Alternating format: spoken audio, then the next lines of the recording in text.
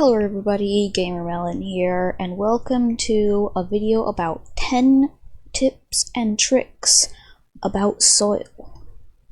Enjoy the video. First up, tip number 1.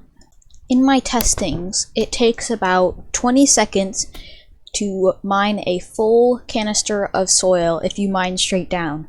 I also figured out that it takes longer if you spin your cursor around and move it rapidly instead of just mining straight down. If you're trying to get that maximum income of soil, please try to move your cursor as little as possible. It's worth it, I promise you. Tip number 2.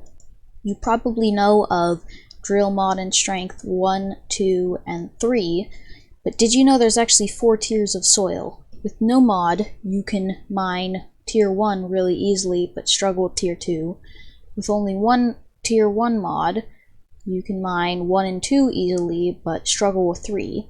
With Tier 2 mod, you can mine 1, 2, and 3, and struggle with 4, which means you actually can mine all 4 types of soil, and so every soil is mineable.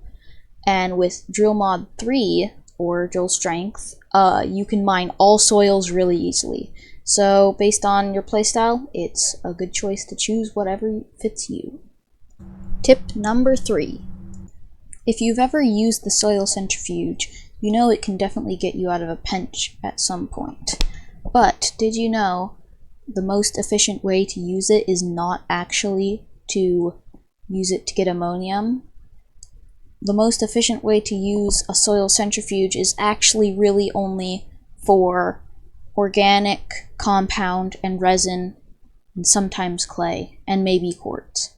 Because the amount of time you spend getting the soil for ammonium or graphite is much better spent actually just mining the resource.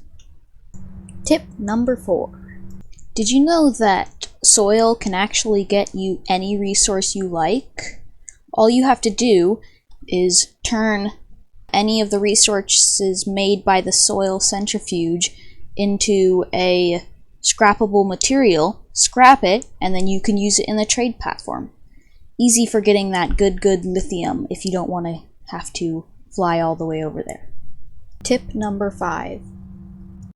If for some reason you're a crazy TNT psychopath, which definitely isn't me, I hate TNT, definitely don't love it with a passion, then if you want to get the most spacing between your TNT with them still blowing up, did you know that if you put 16 TNT in between each TNT, that will be the perfect amount of distance so the TNT will still blow up, but the TNT can be very far apart. And honestly, I suggest that you just make a internal ruler in your head instead of measuring out every time, and maybe overestimating if you're trying to make so they don't blow up and underestimate if they're trying to blow up, because in my testing it was pretty exacting. Tip number 6. This fact's kind of useless, but did you know that the drill bit on the Drill Mod 1, 2, and 3 are actually the same as the Drill Strength 1, 2, and 3, the only difference being that the tips of the drill mods are red, and the tips of the Drill Strength are not.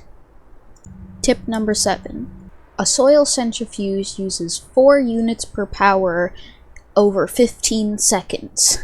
If you do the math, that's 60 units of power.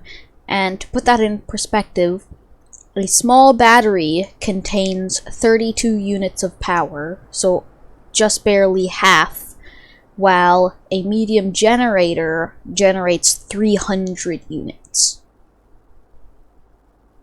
Tip number 8.